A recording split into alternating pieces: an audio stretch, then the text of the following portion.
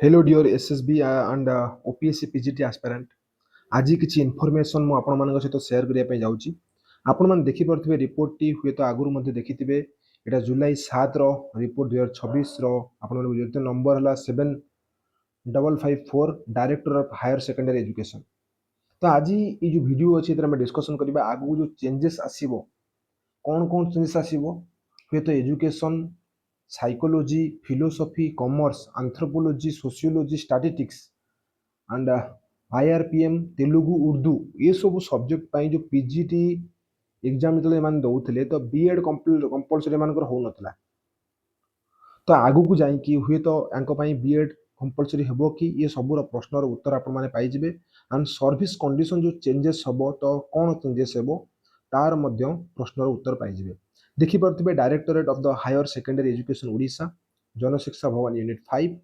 ଏଥିରେ କ'ଣ ଲେଖା ହେଇଛି ଦେଖନ୍ତୁ, ଅଫିସ୍ ଅର୍ଡର କ'ଣ ଆସିଛି। Committee is hereby constituted under the chairmanship of the director higher secondary education Odisha Bhubaneswar with the following members of amendment of Odisha Higher Secondary Education Service, method of recruitment and condition of service of postgraduate teachers of the School and Mass Education Department rules 2018।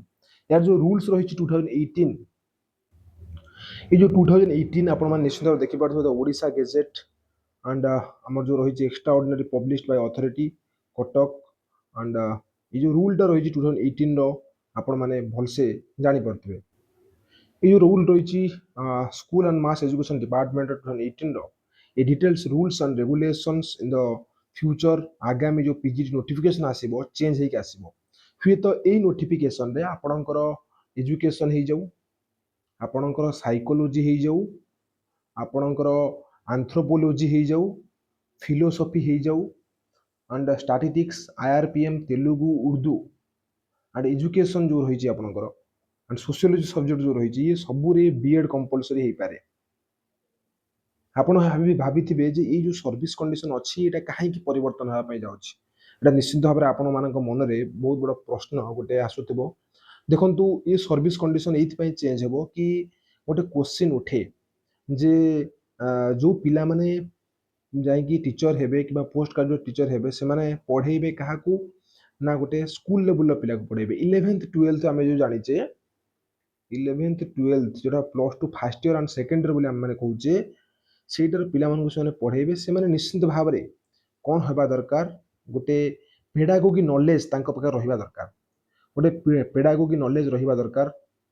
ଆପଣମାନଙ୍କୁ ଏଇଟା ଭଲ ଭାବରେ ବୁଝିବାକୁ ପଡ଼ିବ। ପେଡାଗୋଗି knowledge କ'ଣ ମାନେ ଦେଖନ୍ତୁ, social ସାଇନ୍ସରେ ପେଡାଗୋଗି ଆପଣ ଯେଉଁମାନେ ସବୁ ଅଛନ୍ତି B.Ed ଜାଣିଥିବେ, କିମ୍ବା ଆପଣଙ୍କର ଯେଉଁ ଟପିକ୍ରୁ ବିଲଙ୍ଗ କରୁଛନ୍ତି, ସ୍ପେସିଫିକ୍ ହିଷ୍ଟ୍ରି ପେଡାଗୋଗି ହେଇଯାଉ କିମ୍ବା ଜିଓଗ୍ରାଫି ପେଡାଗୋଗି ହେଇଯାଉ କିମ୍ବା ସାଇନ୍ସର ପେଡାଗୋଗି ହେଇଯାଉ, ତା ଉପରେ ନଲେଜ ରହିବାଟା ବହୁତ ଅତ୍ୟନ୍ତ ଆବଶ୍ୟକ।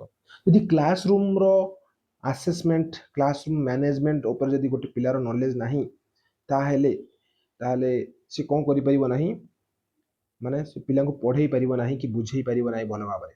କ୍ଲାସ ରୁମ୍ରେ ତାର ଯେଉଁ ନଲେଜଟି ଅଛି ସେ ଭଲ ଭାବରେ ଯଦି ୟୁଟିଲାଇଜ୍ ନ କରିପାରୁଛି ମ୍ୟାନେଜମେଣ୍ଟ ଆରେଞ୍ଜମେଣ୍ଟ ନେଇକି, ତ ସେ କେଉଁଭଳି ଭାବରେ ଗୋଟେ ପିଲାକୁ 11th 12ର ନଲେଜ ଦେଇପାରିବ, ସେଇ କଥାକୁ ନେଇ କିଛି କ୍ୱେଶ୍ଚିନ୍ ଉଠିଛି। ଆମେ ବିଶେଷ ସୂତ୍ରରୁ ମଧ୍ୟ SSB ଅଫିସରେ ଯେଉଁ ଆମର ଷ୍ଟାଫ୍ ଅଛନ୍ତି ତାଙ୍କର ବିଶେଷ ସୂତ୍ରରୁ ଜାଣିବାକୁ ପାଉଛୁ, ବାରମ୍ବାର ମିଟିଂ ହେଉଛି, ୟା ଉପରେ ଗୋଟେ ବହୁତ ବଡ଼ ପରିବର୍ତ୍ତନ ଆସିପାରେ।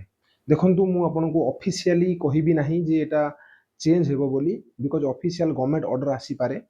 ଆଣ୍ଡ ଦେନ୍ ଆଉ ଗୋଟେ ଚେଞ୍ଜେସ୍ କ'ଣ, ଆପଣଙ୍କର ଯେଉଁ ଆଗାମୀ ଏକ୍ଜାମ୍ ହେବା ପାଇଁ ଯାଉଛି, ଏକ୍ଜାମ୍ ପାଟର୍ନ ଯେଉଁ ରହିଛି, ଏକ୍ଜାମ୍ ପାଟର୍ନ ରହିଛି, ସେଇଟା ମଧ୍ୟ ଚେଞ୍ଜ ହେବାର ବହୁତ ବଡ଼ ସମ୍ଭାବନା ରହିଛି।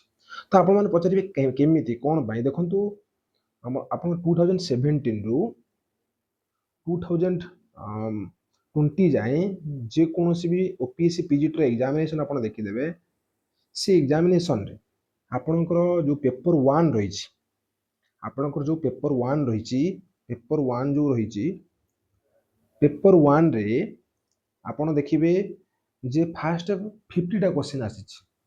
GK ଆଣ୍ଡ ଆପଣଙ୍କର ଇଂଲିଶକୁ, ଜେନେରାଲ ଇଂଲିଶକୁ ନେଇକି ଆପଣଙ୍କର ଓନ୍ଲି 50ଟି କ୍ୱେଶ୍ଚିନ୍ ଆସିଛି।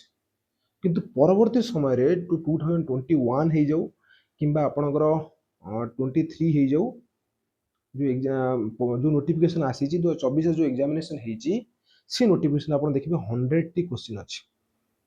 ଆପଣ देखिए पाइबे टोटल 100 टी कौन अच्छी क्वेश्चन अच्छी ये 100 टी क्वेश्चन देइछि तादरे आपण जो माइनस मार्किंग ड्यूरेशन अछि 0.25 रखिछि एते जो चेंजेस से आनिछि ये चेंजेस हुए तो आपणकर आगामी जो पीजीटी अच्छी से आनी पारे हुए तो आपणकर जीके आउ इंग्लिश रो जो पोर्शन रही से बढ़े दे पारे देखंतु जहाँ विशेष सूत्र जना पड़ुची कि जना जाउची तो सेटा म आपनको जणाउची एंड इन द फ्यूचर आउ थरे मु कहि रखिबी education psychology philosophy commerce anthropology sociology statistics IRPM Telugu and Urdu ये सब सब्जेक्ट पाई बीएड कंपलसरी हेबार चांसेस अछि बीएड कंपलसरी हबार चांसेस अच्छी जमी हिस्ट्री उपर रोचे जमी पॉलिटिकल साइंस उपर रोचे तो चांसेस अच्छी तो से अनुसार आप मैंने प्रिपेयर रही थे देन आउ गोटे कथा कौन जदि आपण मैंने ओपीएससी पीजीटी रो ओपीएससी पीजीटी रो पेपर 1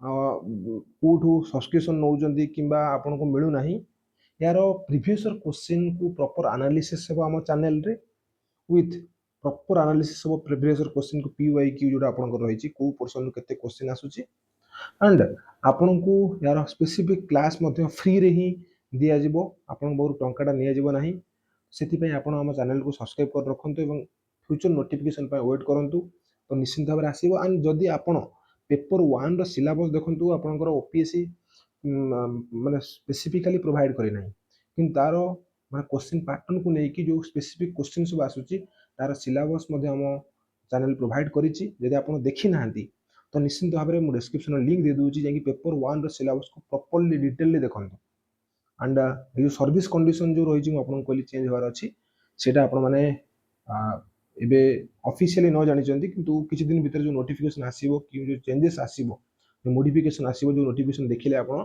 सेथिरे आपण जानि पारिबे कारण 7 तारिख रे यदि जुलाई 7 रे डका है जो आपण देखिले फास्ट जुलाई 7 पर आपंकर आज बहुत दिन गैप रही गलानी तो यहाँ भीतर चेंजेस हो तो निश्चित भाव में वीडियो को प्रत्येक जो पीजीटी एस्पायरेंट अच्छी शेयर करूँ जनातु ये चेंजेस हो पारे कि आउ रहा कि आप नोटिफिकेशन कथा नोटिफिकेशन आपंकर डिसेम्बर हो पारे आसु आसु बट यार कि कौन कन्फर्मेशन मिले ना वैकेंसी मगा जाइए देन मु व्यक्तिगत भाव में आरटीआई रिपोर्ट मागिची आरटीआई रिपोर्ट आसला आप पुणी आउ थे नोटिफाई करी धन्यवाद।